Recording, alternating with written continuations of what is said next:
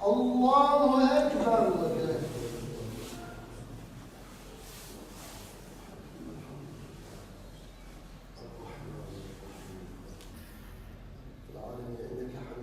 الله أكبر. اللهم اغفر لحينا وميتنا وغائبنا وحاضرنا ومرضانا. الله أكبر. اللهم لا تحرمنا جنتك فيما تعرفون. السلام عليكم ورحمة الله. السلام عليكم ورحمة الله. يا ربي تسهل كيف سكراتها مننا. يا ربي تموي ميتنا لعذاب تشفي مننا يا رب العالمين.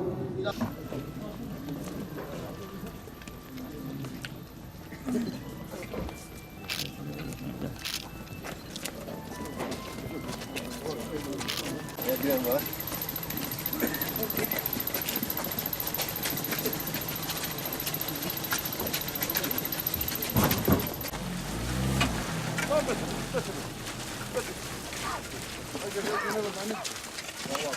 Bakın davriye yavaş. Tabii.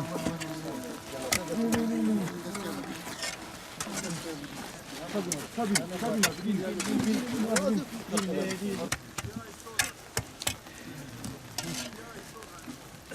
Tam kaldım tabuti altan şey. Tut abi o. Tabuti çıkar. Kafa tarafa da gel. Kemerlerini çıkar. Tabuti çıkar. Kelepçe Finakum. Bunun başı baş. Ya benim bu tasar şeridi. Olsun.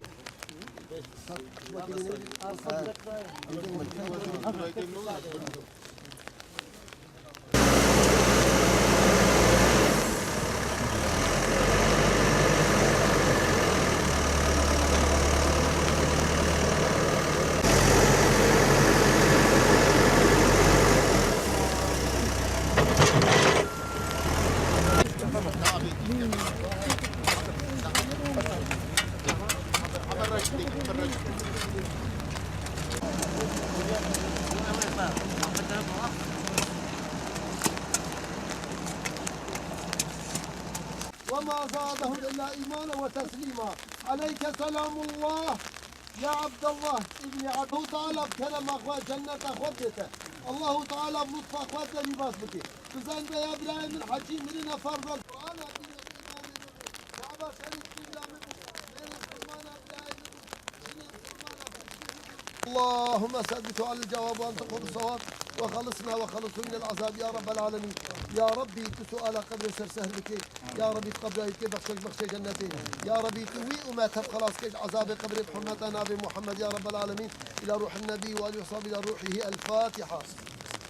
Bir Yusuf daha hasretle babasını görmeden az önce gömdük. Hacı Baba en son Temmuz 2014'te oğlunu görmüştü.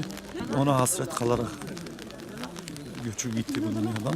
Yani ya hasta mahkumlar cezaevinde ölüme terk ediliyor veyahut onların dışarıda akrabaları bu şekilde hasrete sevk edilerek ölüme terk ediliyor.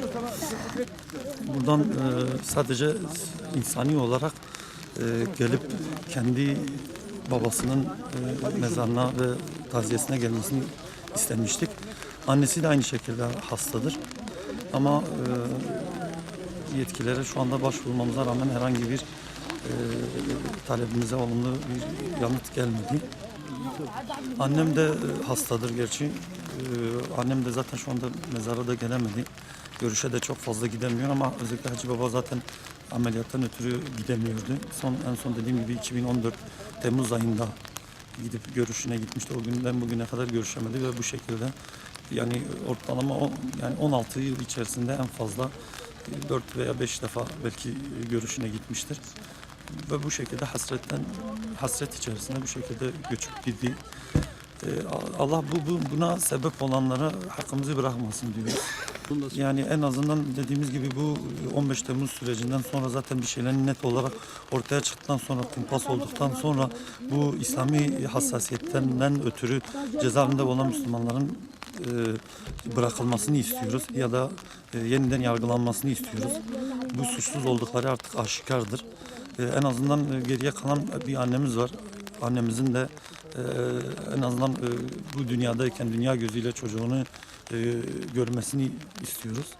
Buradan dediğim gibi yani yetkili olup da yetkisi olup da kullanması gereken alnı secdeli özellikle yöneticilere sesleniyoruz.